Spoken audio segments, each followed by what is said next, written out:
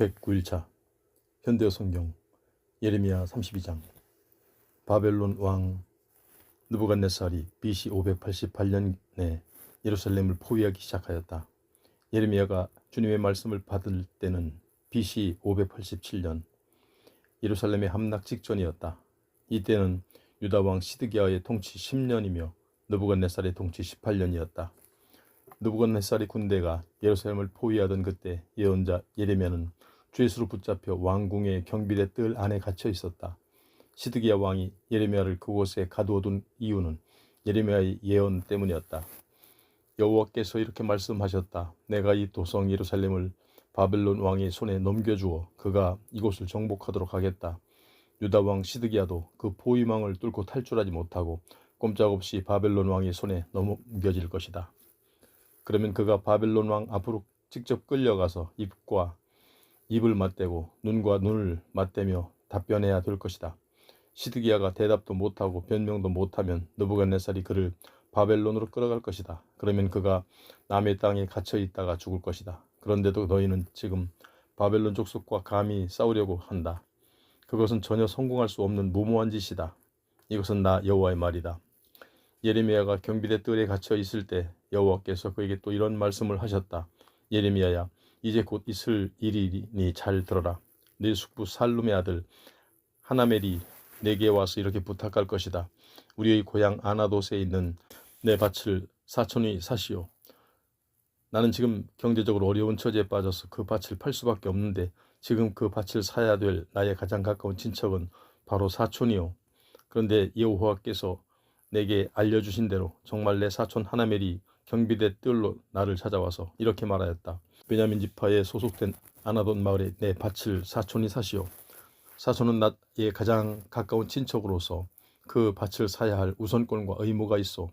만약 지금 다른 사람이 산다고 해도 사촌에게는 나중에라도 그 밭을 다시 매입해야 할 의무가 있어. 그러니 지금 그 밭을 사시오. 나는 이 사촌의 부탁이 바로 주님의 명령이라고 깨달았다. 그래서 다시 나는 즉시 그 밭을 사고 그 값으로 은 17세겔을 달아주었다. 이것은 일반인이 1년 급료에 해당되는 돈이었다. 우리가 매매 계약서를 작성하고 보증인이 보는 앞에서 그것을 봉인한 다음 은을 저울에 달아주었다. 그리고 나는 매매 규정에 따라서 봉인된 매매 계약서의 원본과 봉인하지 않은 사본을 함께 받았다. 여기서 나는 내 숙부의 아들 하나멜과 그 매매 계약서의 원본에 서명한 보증인들과 경비대의 뜰에 머물러 있던 모든 유다 사람이 보는 앞에서 그 두 가지 문서를 마세아의 손자이며 네리야의 아들인 바룩에게 넘겨주었다.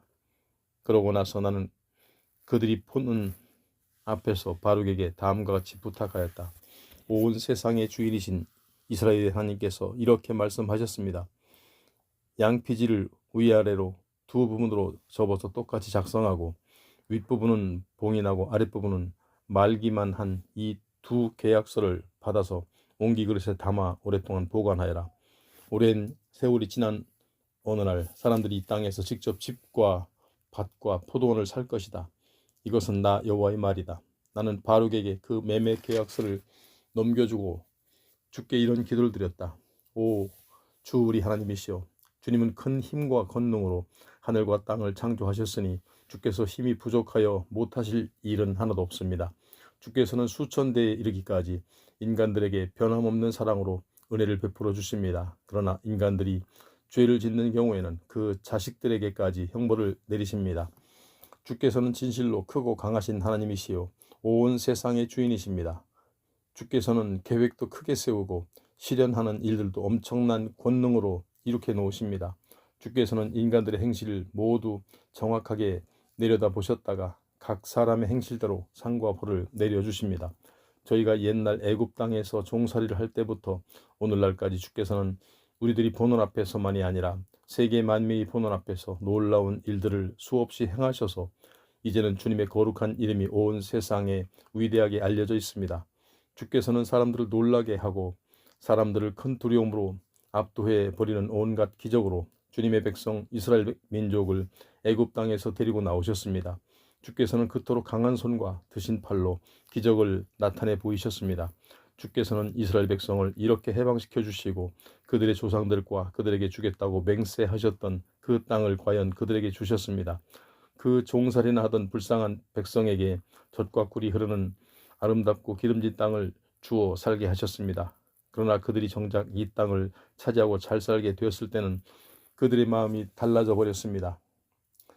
그들은 이제 더 이상 주님의 말씀을 듣지 않고 주께서 아무리 가르쳐 주셔도 언제나 모른 채 하였습니다. 주께서 아무리 그들에게 명령하셔도 그들은 전혀 실행하지 않았습니다. 그래서 주께서도 마침내 이 모든 재앙을 그들에게 내리셨습니다.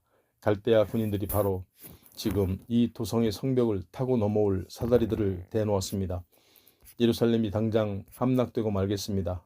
밖으로는 원수의 온갖 무기가 성벽을 타고 넘어오며 안으로는 굶주림과 전염병이 가득 차서 이 도성의 멸망을 재촉하고 있습니다.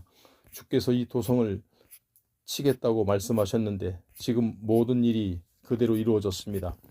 예루살렘이 이 모양인 것도 주께서도 지금 친히 보아서 아십니다. 나의 주 하나님, 예루살렘은 이미 바벨론 군인들의 소나귀에 들어간 것이나 다름없는데 주께서는 제게 돈을 주고 밭을 사며 증인들까지 세워서 매매계약서를 작성하라고 명령하셨습니다.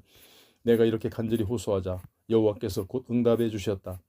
나는 온 세상의 주인으로서 모든 사람을 다스리고 움직이는 하나님이다. 그런 내게 무슨 일이든지 불가능한 일이 있을 수 있겠느냐? 나는 지금 이 도성 예루살렘을 갈대아 군인들의 손에 넘겨주어 그들의 왕 느부갓네살에게 다스리도록 하겠다. 이제 그들의 군대가 이 도성으로 진입하여 모조리 불질러 버릴 것이다. 이제 이스라엘의 모든 집은 잿더미로 주저앉을 것이다. 왜냐하면 예루살렘 사람들이 자기 집의 지붕으로 올라가 바알 신의 영광을 위하여 온갖 재물을 살라바치고 다른 백성의 신들에게 술까지 따라 바쳐 내 이름을 더럽혔기 때문이다. 이스라엘과 유다 백성은 처음부터 내 마음을 상하게 하고 내 이름을 더럽히는 짓들만 저질러 왔었다. 이 도성 예루살렘도 맨 처음 그 기초가 놓이던 날로부터 오늘까지 나의 분노만을 폭발시켰으므로 나는 이제 그것도 내 눈앞에서 더 이상 보이지 않도록 싹 쓸어버리겠다. 내가 이렇게 할 수밖에 없는 원인은 바로 이스라엘과 유다 백성의 모든 죄악에 있다. 그들 중에서도 왕들과 고위층의 관리들과 제사장들과 예언자들과 예루살렘의 부유한 주민들이 저질렀던 모든 악행 때문이다. 그들은 시골의 농부들이나 가난한 사람들보다 훨씬 더 철저하게 나를 떠나서 자기들 멋대로 살아왔다. 그래도 나는 그들에게 끊임없이 권고하고 그들이 마땅히 해야 할 일을 가르쳐 주었다. 그런데도 그들은 언제나 내 말을 듣지 않고 예언자들이 전한 훈계를 받아들이지 않았다. 그들은 심지어 내 집으로 세워놓은 성전 안에까지 자기들의 더러운 신상들을 세워놓았다. 그들은 자기들의 딸이나 아들을 몰렉이라는 이방신에게 불살라 바치기 위하여 흰놈 골짜기에 제단들을 쌓아놓았다. 나는 그런 일을 시킨 적이 없다. 나는 그들에게 그런 것을 요구할 생각도 해본 적이 없다. 그들은 이렇게 더럽고 끔찍한 짓들을 저질러 놓음으로써 온 유다를 우상 숭배에 빠뜨려 놓았다. 그러므로 지금은 너희가 이렇게 말할 수밖에 없다. 이 도성이 함락되어 느부갓네살의 소나귀에 들어가게 되었다. 이 도성은 바벨론의 군대에게 멸망할 뿐 아니라 천재지변까지 겹쳐서 흉년과 전염병 때문에도 멸망하게 되었다. 그러나 이렇게 멸망하는 도성에 대해서도 나는 이스라엘의 하나님으로서 더 좋은 미래를 내다보며 말한다. 내가 지금은 무서운 분노를 내뿜으면서도 그 도성의 주민들을 내쫓아 세계 만방으로 흩어놓지만 나는 그들을 다시 그 모든 나라에서 불러다가 모아놓겠다. 나는 그들을 다시 이곳으로 인도하여 그들이 이 땅에서 평화롭고 안전하게 살도록 하겠다. 그래서 그들이 다시 내 백성이 되도록 하고 나는 그들이 하나님이 되겠다. 그때는 내가 그들의 생각과 행실을 변화시켜 한 가지 목표 곧 그들이 언제 어디서나 나를 두려운 마음으로 섬겨 그들과 그들 자손이 언제까지나 복을 받아 잘 사는 인생을 향하여 인생을 살게 하겠다. 그뿐만이 아니라 그때는 내가 그들과 영원히 변치 않을 계약을 체결하고 그 계약의 의무를 충실히 이행하여 내가 그들에게서 떠나지 않고 그들을 내쫓지도 않을 것이다. 나는 언제나 그들에게 복되고 아름다운 일들을 베풀어 줄 것이다. 그리고 내가 직접 그들의 마음을 움직여서 언제나 나를 두려워하는 생활 태도로 살게 하여 그들이 다시는 내게서 멀리 떠나가는 일이 없도록 하겠다. 그때는 그들에게 복을 많이 주는 것이 나와 나의 기쁨이 될 것이다. 나는 온 마음과 정성을 다해 그들을 영영 이 땅에 살도록 심어놓겠다. 내가 유다 백성에게 이토록 무서운 재앙을 내렸지만 앞으로는 내가 이에 못지않게 그들에게 모든 복을 줄 것이다. 이것은 내가 온 세상의 주인으로서 하는 말이다. 이 나라와 이 도성에 대하여 너만이 아니라 모든 유다 사람이 망하였다고 말한다. 이 도성은 이제 완전히 바벨론 사람들이 손에 넘어가 버렸으며 이 나라는 사람과 짐승이 더 이상 살 수 없는 황막한 땅으로 변하였다고들 말한다. 그러나 바로 이 땅에서 사람들이 다시 밭을 사고 평화롭게 사는 날이 올 것이다. 이 절망적인 나라에서 사람들은 곧 다시 매매 계약서를 작성하고 정인들을 불러다가 서명을 시키며 풍속대로 봉인해 둘 것이다. 이 나라의 어디에서나 사람들이 모든 땅을 다시 살 것이다. 예루살렘과 그 주변이나 유다의 성읍들 안에서만이 아니라 아나돗과 같은 북방의 베냐민 집 지역에서도 토지 거래가 활발해지고 더 나아가 산지나 언덕이나 남녘의 초원지대를 가릴 것 없이 유다 어디에서든지 토지 거래가 활발히 이루어질 것이다. 왜냐하면 바로 내가 유다 백성의 국운을 전환시켜 다시 평화로운 번영의 시대를 맞도록 할 작정이기 때문이다. 이것은 내가 온 세상의 주인으로서 약속하는 말이다. 33장. 예레미야가 왕궁의 경비대 뜰에 갇혀 있을 때 여호와께서 두 번째로 그에게 찾아와 말씀하셨다. 나는 온 세계를 창조한 주인이다. 뿐만 아니라 지금 이 세계에서 일어나는 모든 일도 내가 모조리 일으켜 놓았다.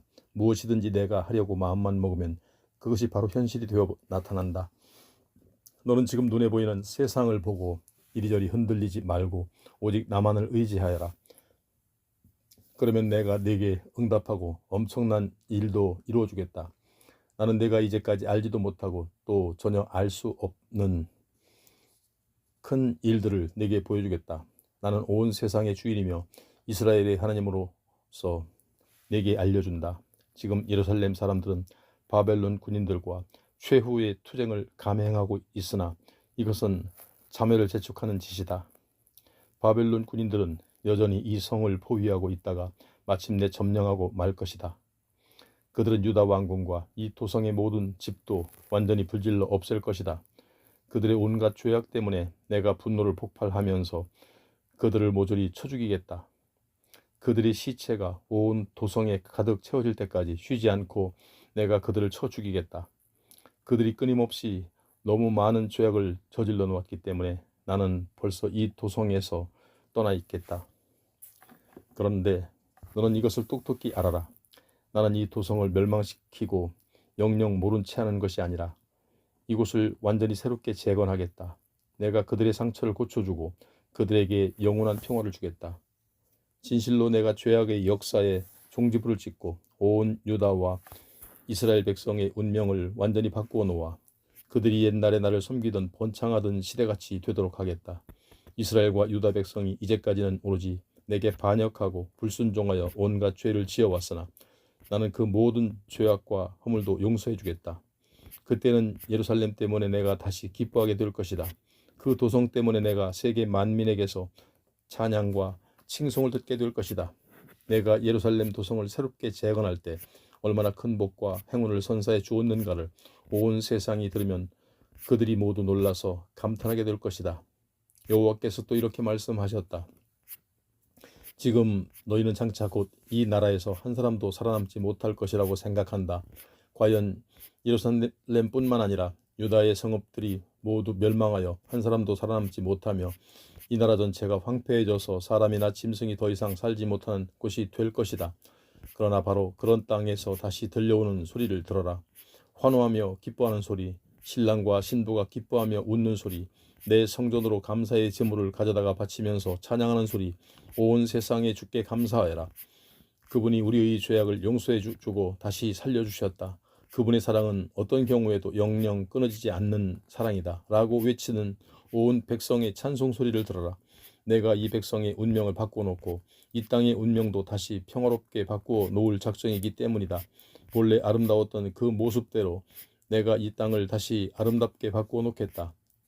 여호와께서 목자와 양 떼들에 대해서도 말씀해 주셨다. 이 땅은 이제 황무지로 바뀌어서 사람이나 짐승이 더 이상 살 수 없게 될 것이다.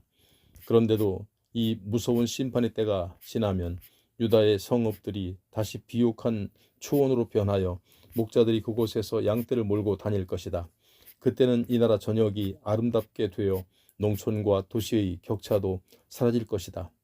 그래서 산지의 촌락들이나 야산지대의 언덕에서나 메마른 남녘의 초원 지대에서나 베냐민 지파의 지역에서나 예루살렘의 주변에서나 어디서든지 사람들이 자유롭고 넉넉하게 살 것이다. 그때는 지방의 과 수도의 격차가 사라질 것이기 때문이다. 이렇게 이 나라의 어디에서나 목자들이 평화롭게 양을 몰고 다니며 양을 세는 목자들의 지팡이 밑으로 양들이 지나가는 것을 보는 날이 다시 올 것이다. 이것은 내가 온 세상의 주인으로서 확실하게 하는 말이다.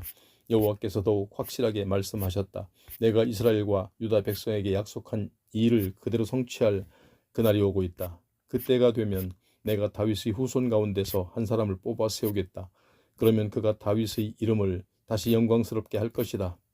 그는 내가 준 가르침을 그대로 준수하면서 내 백성을 다스리기 때문에 지상에서 법과 정의를 실현하는 의로운 통치자가 될 것이다.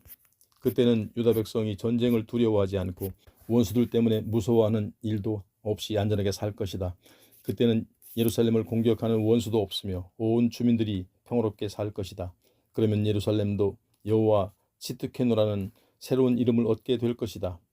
여호와께서 이렇게 약속하셨다. 그때가 오면 다윗의 후손들 가운데서 언제든지 이스라엘을 다스릴 왕이 나타날 것이다. 그때는 레위 지파의 제사장들 가운데서도 성전에서 내게 번제물과 곡식제물을 불살라 바치며 화목제물로 사용할 짐승을 잡아 바치는 사람들이 언제나 끊어지지 않을 것이다. 주님의 약속이 얼마나 확실한 것인가에 대하여 주께서 예레미야에게 말씀해 주셨다. 나는 낮과 밤과도 계약을 체결하여 그들이 정한 시각에 오고 가도록 하였다. 이 계약은 어떤 사람도 간섭하거나 무효화시킬 수 없는 확고한 것이다. 이와 마찬가지로 내가 내 종 다윗과 체결한 계약도 무효화될 수가 없다. 나는 그에게 이미 이렇게 약속하였다. 네 후손 가운데서 언제나 네 나라를 다스릴 왕이 나타날 것이다. 또 레위 지파의 제사장들과 맺은 나의 계약도 무효화될 수가 없다. 하늘의 별이 셀 수 없이 많고 바닷가의 모래알이 어떤 그릇으로도 될 수 없이 많은 것처럼 내가 내 종 다윗의 후손을 그토록 번창하여 많게 하고 제사장이 되어 나를 섬기는 레위 지파의 사람들도 그와 같이 많아지도록 하겠다. 여호와께서 이스라엘의 회복에 대하여 다시 한번 예레미야에게 확실하게 말씀하셨다. 지금 어떤 사람들이 떠들고 다니는 소리를 내가 듣지 못하였느냐? 그들은 여호와께서 스스로 이스라엘과 유다 백성을 선택하여 자기 백성을 삼으셨다가 이제 와서는 그들을 영영 내버리셨다. 이렇게 내버리기 위해 본래 선택한 꼴이 되었다라고 내 백성과 나를 무시하며 조롱한다. 그들은 내 백성이 더 이상 민족 노릇을 하지 못할 것이라고 속단하고 있다. 그렇지만 나는 네게 이와 같이 확실하게 말한다. 나는 해와 달과도 변하지 않는 계약을 체결하여 낮과 밤의 질서를 세워놓았다. 내가 하늘과 땅에 움직일 수 없는 질서도 세워놓았다. 나는 내 백성도 이같이 확실하게 뽑아 세웠다. 자연 질서를 세우고 운영하듯이 내가 야곱의 후손들도 버리지 않으며 내 종 다윗의 후손들도 내버리지 않겠다. 하늘과 땅, 낮과 밤의 질서처럼 확실하게 내가 언제나 다윗의 후손들 가운데서 아브라함과 이삭과 야곱의 후손을 다스릴 왕이 나오도록 하겠다. 내 백성이 범죄하고 심판을 받았으나 내가 이제는 내 백성을 불쌍히 여기며 그들의 운명을 다시 완전하게 바꾸어 놓아 그들이 다시는 죄를 짓고 멸망하는 일이 없도록 하겠다. 34장 바벨론 왕 느부갓네살이 대군을 거느리고 내려와서 예루살렘과 유다의 모든 성읍을 칠 때였다. 그는 바벨론 나라의 전군을 출동시킨 것뿐만 아니라 자기가 정복한 모든 나라와 민족들의 군대들까지 동원하였다. 이런 찰나에 여호와께서 예레미야에게 말씀하셨다. 너는 지금 유다 왕 시드기야에게 가서 이렇게 전하여라. 여호와께서 말씀하셨다. 내가 이 도성을 바벨론 왕의 손아귀에 넘겨주겠다. 그러면 그가 이 도성을 불질러 없앨 것이다. 너는 그의 손에서 빠져나갈 수가 없다. 이제 사람들이 몰려와서 너를 사로잡아 바벨론 왕에게로 끌어갈 것이다. 너는 이제 그 앞으로 끌려가서 네 눈으로 직접 그를 볼 것이며 네 입으로 직접 그에게 대답하고 그에게 직접 책임 추궁을 받게 될 것이다. 그런 다음에는 바벨론으로 끌려갈 것이다. 그러나 유다 왕 시드기야야, 내가 네게 하는 말을 잘 들어라. 네가 지금 바벨론 왕에게 항복하기만 하면 칼에 찔려 죽지 않을 수도 있다. 그러면 내가 예루살렘에서 평안히 살다가 죽게 될 것이다. 내가 지금 내 권고를 받아들이기만 하면 너도 선왕들처럼 죽어서 존귀한 왕이 대접을 받게 될 것이다.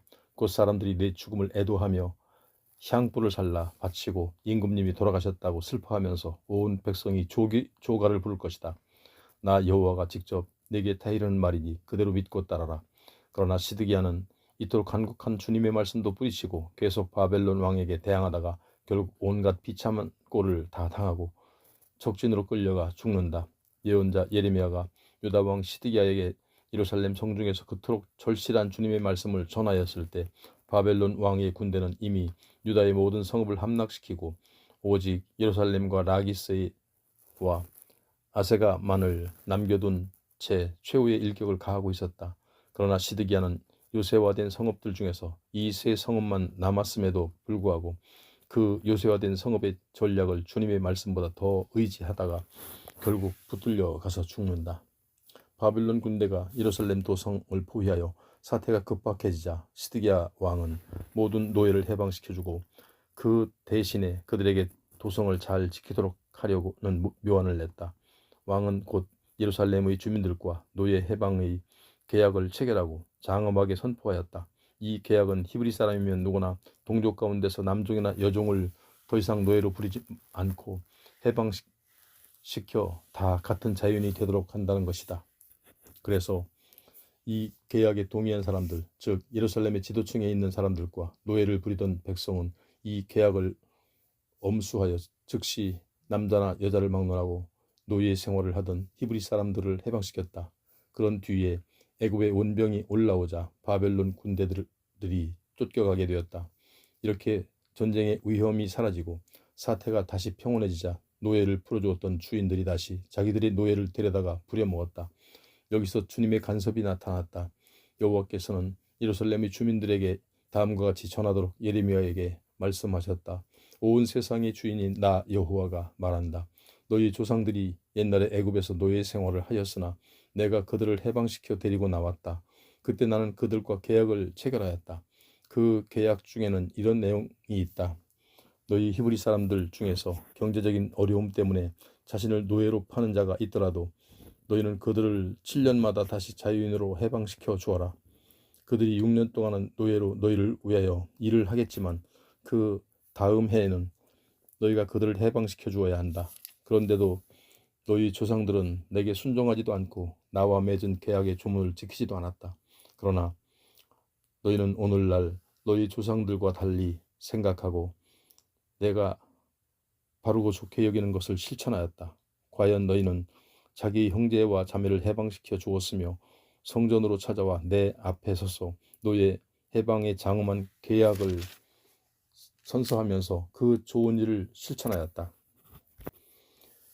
그러더니 얼마 지나지도 않아서 너희는 다시 옛날과 똑같은 생각으로 되돌아가 버렸다. 너희는 이미 자유인으로 내보냈던 사람들을 데려다가 다시 노예로 부리고 있다. 이렇게 함으로써 너희는 나의 이름과 영광을 더럽히고 손상시켰다. 여호와께서 이렇게 말씀하셨다. 너희는 동족에게 해방을 선언하라는 내 명령을 제대로 지키지 않았기 때문에 나도 너희를 보호해주겠다던 옛 계약을 지키지 않겠다. 이제 나는 너희를 내놓아 너희가 전쟁에 쫓기고 굶주림과 전염병에 시달리다가 멸절해 버리도록 하겠다. 너희가 이제 당하는 꼴을 보면 온 세계 만민이 놀랄 것이다. 유다와 예루살렘 도성의 지도층에 있던 사람들이 내 성전에 들어와 얼마나 장엄한 서약을 하였느냐. 왕궁의 고관들과 제사장들과 지주 노릇을 하던 백성과 도시의 부자들이 송아지를 두 쪽으로 쪼개서 내 앞에 펼쳐놓고 그 사이를 통과하지 않았느냐. 누구든지 이 계약을 위반하면 이 송아지와 같은 꼴이 되어서 들짐승들의 밥이 될 것이니 이 계약만은 완전하게 지킨다는 서약이 아니었느냐. 그렇게 하고서도 너희는 모두 그 서약을 지키지 않았다. 그러므로 이제 모두 그 송아지 꼴이 되고 말 것이다. 내가 너희를 죽이려고 달려드는 원수들의 손에 넘겨주어 잔인무도하게 쳐 죽이도록 하겠다. 그러면 공중의 새들과 들짐승들이 너희의 시체를 뜯어먹을 것이다. 유다 왕 시드기야와 이 나라의 고관들도 지금 그들의 목숨만 노리고 있는 느부갓네살의 군인들에게 넘겨주겠다. 바벨론 왕의 군대가 지금은 비록 너희에게서 떠나가 있지만 내가 그에게 명령하여 이 도성으로 다시 돌아오도록 하겠다.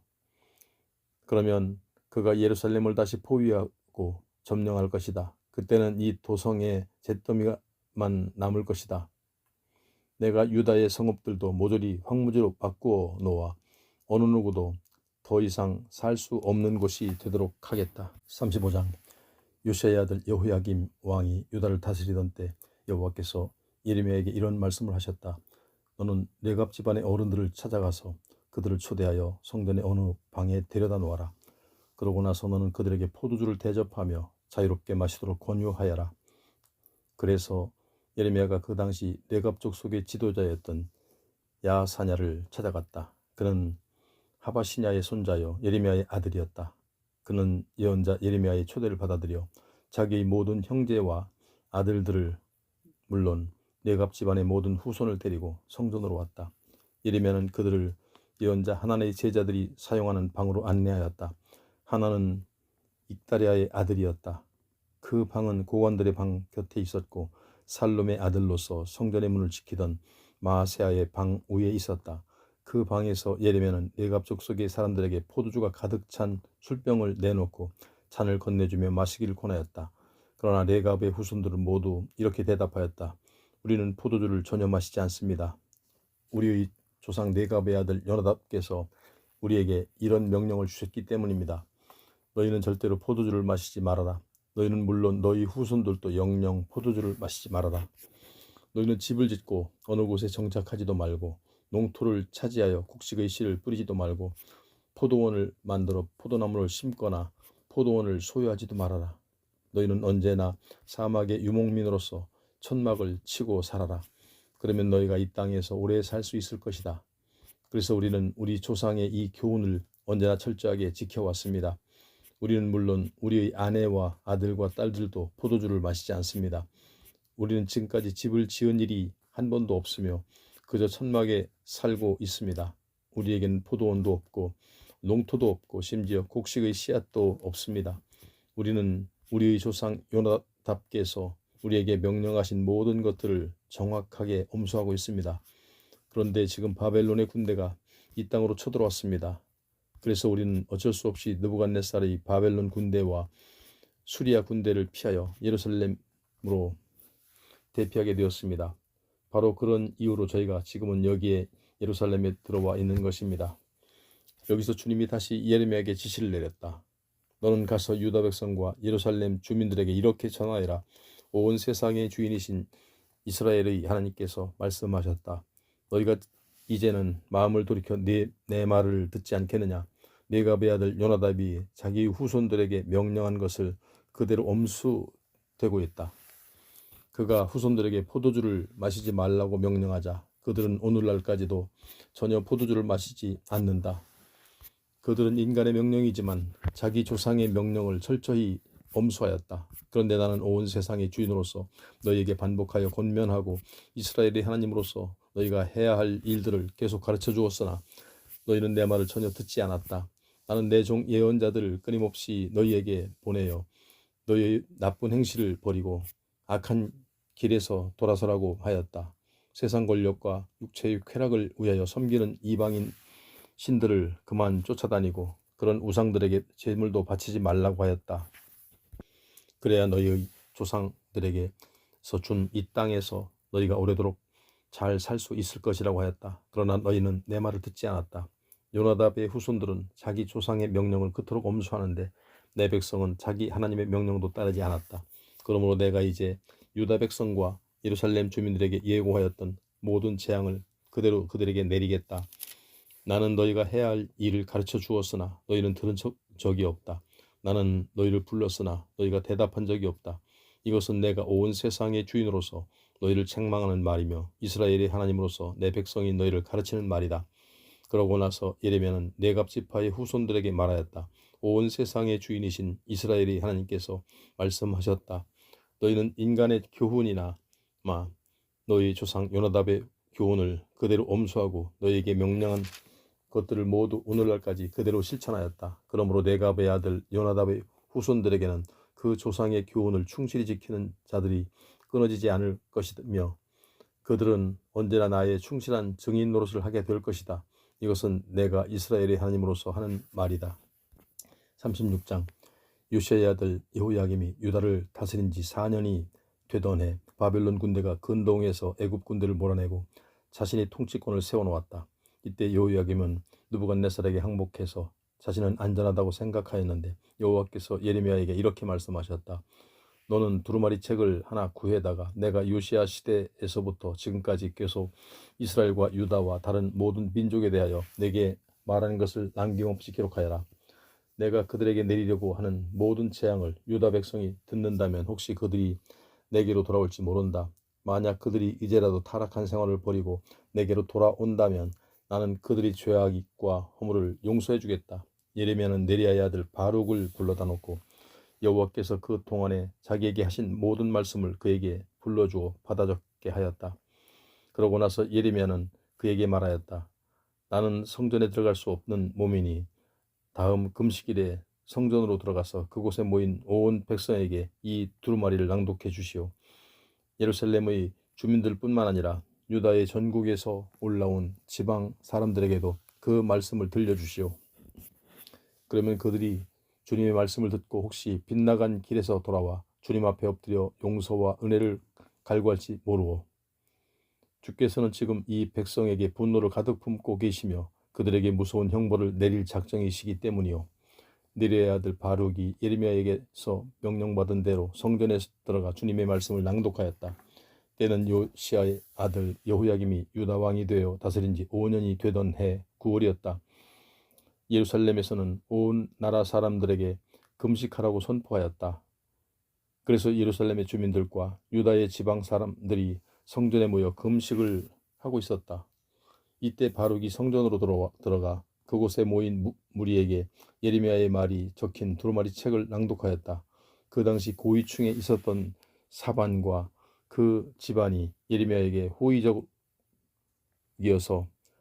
비록 사반의 아들인 서기관 그마리아의 방에서 주님의 말씀을 낭독하였다.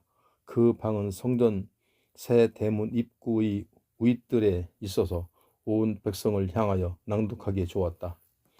바룩은 여호와께서 예레미야에게 말씀하셨던 그 두루마리 글을 낭독하자 그마리아의 아들 미가야가 그 말씀을 듣고 즉시 왕궁으로 데려갔다. 아침 서기관의 방에는 대신들이 회의차 모여 있었다. 그곳에는 서기관 엘리사마를 비롯하여 스마야의 아들 들라야와 악볼의 아들 엘라단과 사반의 아들 그마리아와 하나냐의 아들 시드기야와 대신들이 모두 앉아 있었다. 미가야는 바룩이 온 백성에게 낭독한 것을 그들에게 보고하였다. 그러자 대신들은 느다냐의 아들 여우디를 바룩에게 보내어 이렇게 명령하였다. 그대는 백성에게 낭독한 그 두루마리 책을 이곳으로 가져오시오. 여후디는 구시의 아들 셀레미아의 손자였다. 바룩이 두루마리 책을 들고 그들과 함께 대신들에게 갔다. 대신들이 바룩에게 말하였다. 그대는 여기 앉아서 그 두루마리 책을 우리에게 낭독하시오. 바룩이 그 두루마리 책을 다 읽자 그들은 놀라서 떨며 서로 이 말씀은 우리가 무조건 임금님께 아뢰어야 하겠소 하며 바룩에게 이렇게 말하였다. 그대가 어떻게 그런 내용을 기록하게 되었소? 바룩이 대답하였다. 예언자 예레미야께서 제게 하나하나 불러주셔서 저는 그것을 먹으로 이 두루마리 책에 빠짐없이 받아 썼습니다. 대신들이 바룩에게 말하였다. 그대는 가서 예레미야와 함께 빨리 숨으시오. 아무도 모르게 은밀히 숨으시오. 대신들은 그 두루마리 책을 서기관 엘리사마의 방에 보관해 두고 왕궁으로 돌아가 왕에게 그 말씀을 아뢰었다. 왕은 여후디를 보내어 그 두루마리를 가져다가 궁정 안에서 읽도록 하였다. 그때는 9월, 양력으로는 12월에 해당하는 겨울철이어서 왕은 겨울 별장에서 숯불이 타는 화로 옆에 앉아 있었다. 그 당시 서기관들은 무딘 기촉을 계속 날카롭게 깎아내면서 글씨를 썼다. 왕은 바로 그런 칼을 손에 들고 앉아서 그 두루마리를 토막토막 잘라냈다. 여후디가 두루마리를 풀면서 서너 조각을 읽어내릴 때마다 왕은 그 칼을 들고 일어나서 다 읽은 부분을 잘라내어 화롯불 속에 던져 넣었다. 마침내 왕은 이런 식으로 그 두루마리를 모조리 태워버렸다. 왕과 그의 신하들은 그 말씀을 다 듣고 나서도 두려워하지도 옷을 찢지도 않았다. 신하들 중에서 엘라단과 들라야와 그마랴가 왕에게 그 두루마리를 태우지 말라고 간곡히 청하기도 하였으나 왕은 그들의 요청을 무시해버렸다. 왕은 오히려 자기 아들 여라무엘을 불러다가 이스라엘의 아들 스라야와 압디엘의 아들 셀레미야를 데리고 가서 서기관 바룩과 예언자 예레미야를 체포하라고 명령하였다. 그러나 주께서 그들을 숨겨놓아 아무도 찾을 수 없었다. 예레미야가 불러준 말씀을 기록한 바룩의 두루마리를 여호야김 왕이 태운 이후에 주께서 다시 예레미야에게 말씀하셨다. 너는 다시 두루마리 책을 구해다가 먼저 본 두루마리에 기록되어 있었던 그대로 기록하여라. 다만 유다 왕 여호야김에 대해서는 다음과 같이 추가하여 기록하여라. 여호와께서 말씀하셨다. 예언자 예레미야에게 너는 이렇게 바벨론 왕이 이 나라를 반드시 쳐들어와서 초토화시키는 사람과 짐승을 모조리 몰아내 버리겠다는 반민족적인 글을 쓸 수가 있었느냐 하면서 그 두루마리를 태워버렸느냐. 그러므로 유다왕 여호야김아, 이제 내가 네게 하는 말을 똑똑히 들어라. 이제부터 네 후손 중에서는 어느 누구도 너를 이어 다윗의 왕위에 오르지 못할 것이다. 네가 죽으면 사람들이 네 시체를 성 밖에 내던져 네 시체마저도 낮의 더위와 밤의 추위에 시달릴 것이다. 나는 너와 네 후손에게만 아니라 너와 한편이 되어 이 나라를 멸망하도록 몰아넣은 네 신하들에게도 똑같은 형벌을 내리겠다. 너와 예루살렘 주민들과 유다 백성이 모두 내 말을 듣지 않았기 때문에 내가 이미 예언자들을 시켜서 예고한 그 모든 재앙을 그대로 너희에게 내리겠다. 그래서 예레미야가 새로운 두루마리를 구해다가 바룩에게 주었다. 바룩은 예레미야가 불러주는 대로 다시 기록하여 여호야김 왕이 불태워 버렸던 모든 말씀을 그대로 기록하고 또 그와 비슷한 말씀들을 더 많이 추가하였다. 37장. 바벨론 왕 느부갓네살이 유다를 공격하여 여호야김의 아들 여호야긴을 포로로 잡아가고 그의 삼촌 시드기야를 허수아비 왕으로 앉혀놓았다. 그런데 이 시드기야 왕은 자신이 허수아비인 줄도 모를 정도로 멍청하였고 그 왕과 그의 신하들과 만국으로 치달아가는 그 땅의 온 백성도 주님의 말씀을 하찮게 여겼다. 그러다가 BC 588년이 되어서는 애굽의 원병이 와서 바빌론 군대를 쫓아내 보냈다. 그러자 그동안 포위 상태에 빠졌던 예루살렘은 해방의 희망을 품게 되었다. 시드기야도 여호와의 좀 더 확실한 희망의 말씀을 듣고 싶어 예레미야에게 두 사람을 보냈다. 그 한 사람은 예레미야의 처형을 주장하는 셀레미야의 아들 여후갈이요, 또 한 사람은 예레미야에게 호의적인 마아세의 아들 제사장 스바냐였다. 그들은 예레미야에게 그대는 우리를 위하여 하나님 여호와께 기도를 드려주시오 하고 부탁하였다.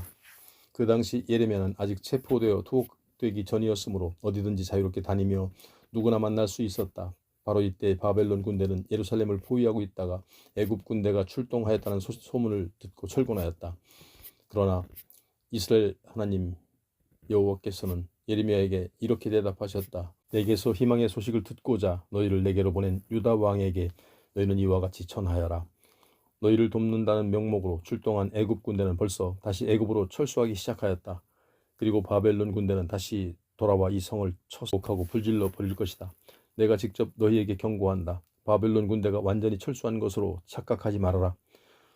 너희가 혹시 바벨론 전군을 격파해서 모조리 쫓아보냈다고 하더라도 그들의 천막에 남아있던 소수의 부상병들이 일어나서 이 도성을 불살라 없앨 것이다. 애굽 군대가 올라오고 바벨론 군대가 철수하였을 때 예레미야는 예루살렘 도성을 떠나 베냐민 지파의 고향으로 가서 상속 재산을 인수하려고 하였다. 그가 예루살렘 도성의 북쪽 성벽으로 가서 베냐민 성문을 통과하려 할 때 경비대장이 그를 불러세웠다. 그는 하나냐의 손자요 셀레미야의 아들 이리야였다. 그 당시에는 적진에 투항하는 자들도 많았기 때문에 이리야가 예레미야를 붙잡고 말하였다. 당신은 바벨론의 적진에 투항할 계획으로 탈출하는 사람이요. 예레미야는 강력하게 항의하였다. 그것은 부당한 소리요. 나는 투항자가 아니요. 그러나 이리야는 그 말을 믿지 않고 예레미야를 체포하여 대신들에게로 압송하였다. 그런데 예레미야가 호의적이던 대신들은 BC 597년에 바벨론으로 잡혀가고 거기 있는 사람들은 모두 벼락감투를 쓴 새 대신들 뿐이었다.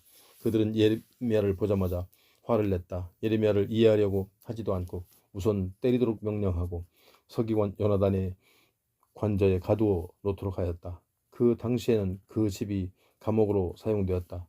그 집에는 본래 물을 받아놓기 위하여 만든 반원형의 샘이 있었는데 지금 지하 창고로 사용되었다.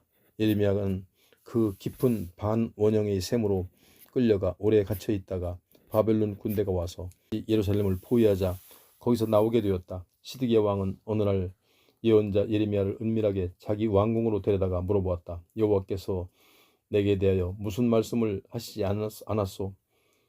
예레미야가 대답하였다. 여호와께서 이렇게 말씀하셨습니다. 시드기야 왕은 바벨론 왕에게 잡혀갈 것이다.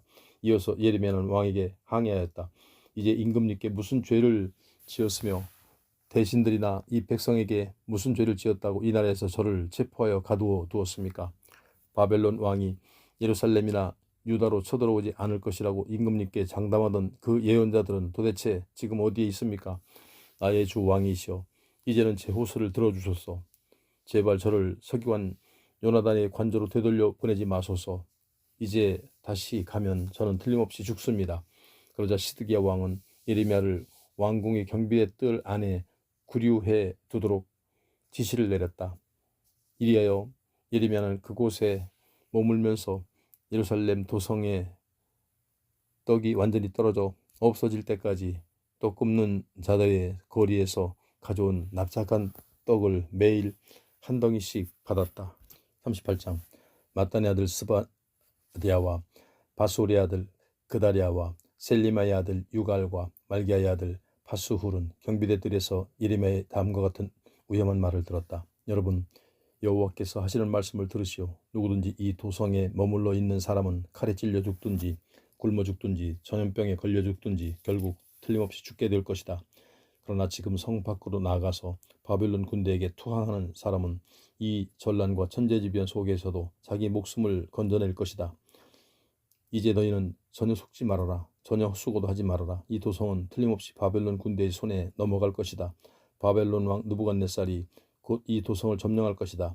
이들은 예레미야에게 들은 말씀을 왕에게 전하며 그를 처형해 버리도록 청원하였다. 이런 사람은 당연히 죽어야 합니다. 이런 작자가 돌아다니며 이렇게 떠든다면 아직 우리에게 남아있는 군인들이 사기를 잃을 것이며 이 도성에 있는 백성이 모두 낙담할 것입니다. 이 사람은 이 나라와 민족의 존속과 승리를 원하지 않고 오히려 자기 나라가 멸망하기를 바라고 있습니다. 왕이 대신들에게 예레미야를 마음대로 처분하도록 하였다. 이제 예레미야는 그대들 마음대로 처단하시오. 나는 그대들의 뜻을 거스를 수가 없소. 그러자 대신들이 예레미야를 끌어다가 왕자 말기야의 샘에 집어넣었다. 그 샘은 경비대 뜰에 있는 것으로 아주 깊기 때문에 사람들이 예레미야를 밧줄에 매달아 샘 속으로 내려놓았다. 다행히 샘의 밑바닥에는 물이 없고 진흙만 있어서 예레미야는 그 진흙 속에 빠져 있었다. 유다 왕궁에는 환관으로 일하는 구스 사람 에벤멜렉이 있었다. 그는 예레미야의 위급한 소식을 듣고 곧 왕궁을 떠나 왕을 찾아 나섰다. 때마침 왕은 적에게 공격당하기 쉬운 북쪽의 베냐민 성문에서 싸움을 감독하고 있었다. 에벤멜렉이 왕에게 아뢰었다. 임금님, 지금 이 나라 사람들이 예언자 예레미야에게 하는 일은 지극히 부당하고 흉악한 따름입니다. 그들은 방금 예레미야를 깊은 샘 속에 집어 던졌습니다. 그는 곧 물 속에 잠겨서 추위와 굶주림에 시달리다가 죽을 것입니다. 그렇지 않아도 이 도성에는 떡이 떨어져서 더 이상 먹을 것도 없습니다. 그러자 왕이 그에게 명령하였다. 그대는 어서 이곳에 있는 군인 30명을 데리고 가 그가 죽기 전에 샘에서 끌어내시오.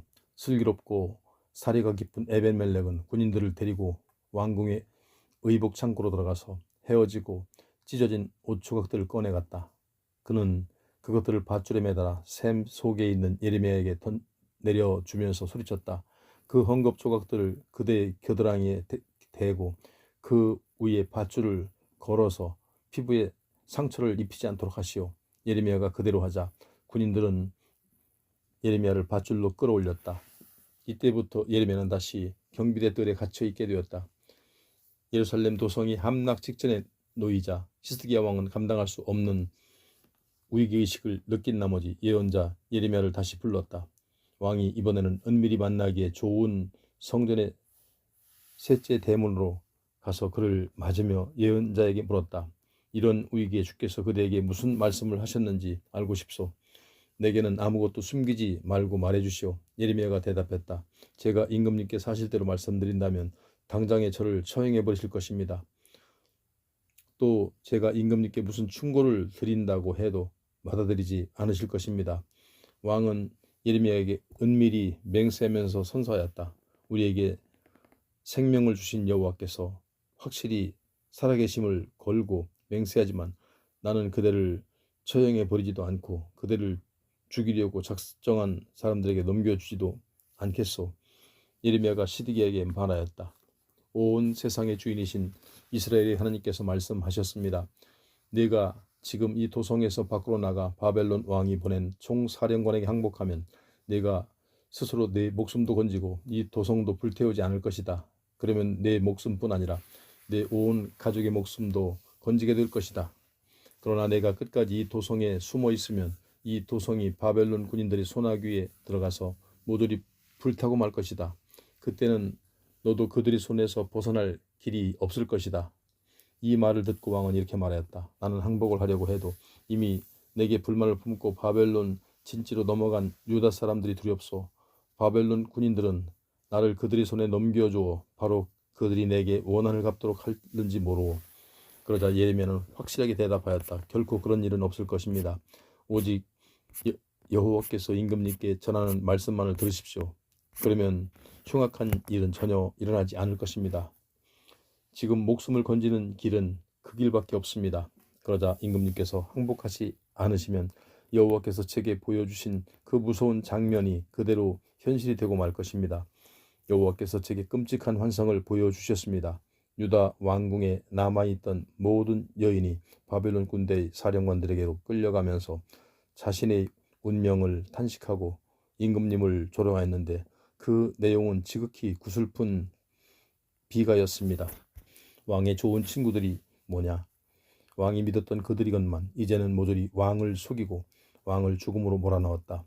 왕을 속이며 자기들 멋대로 하다가 왕이 턱에까지 차는 깊은 물에 빠지자 모조리 왕을 버리고 자기들만 도망가 버렸다. 결국 임금님은 모든 아내와 자녀들도 바벨론 군대에게 끌려가고 임금님 자신마저도 그들이 소나귀에서 빠져나갈 수가 없을 것입니다. 그들은 임금님을 포로로 사로잡아 자기들의 왕에게로 끌어갈 것입니다. 거기다가 이 도성까지 불에 타 없어질 것입니다. 시드기야는 예레미야에게 엉뚱한 명령을 내렸다. 우리가 여기서 만나 서로 이야기하는 것을 아무에게도 알리지 마시오. 만약 알리는 날에는 그대가 죽을 줄 아시오. 혹시 우리가 만나서 이야기하였다는 소식을 대신들이 듣고 그대에게 와서 그대가 임금님께 무슨 말을 하였으며 임금님께서 그대에게 무슨 대답을 하셨소. 우리에게 아무것도 숨기지 말고 말하시오. 그러지 않으면 우리가 그대를 처단해버리겠소 라고 위협하면 그대는 그들에게 제가 요나단의 집으로 돌아가면 죽게 되므로 저를 그곳으로 돌려보내지 말아달라고 임금님께 간청하였소 라고 대답하시오. 과연 대신들이 모두 예레미야에게 와서 무슨 이야기를 나누었느냐고 물었다. 예레미야는 왕이 자신에게 일러준 대로 대답해 주었다. 그들은 왕과 예언자의 대화 내용을 전혀 몰랐기 때문에 더 이상 예레미야를 괴롭히거나 추궁하지 않았다. 이렇게 해서 예레미야는 예루살렘이 함락되는 날까지 경비대 뜰에 계속 갇혀 있었다.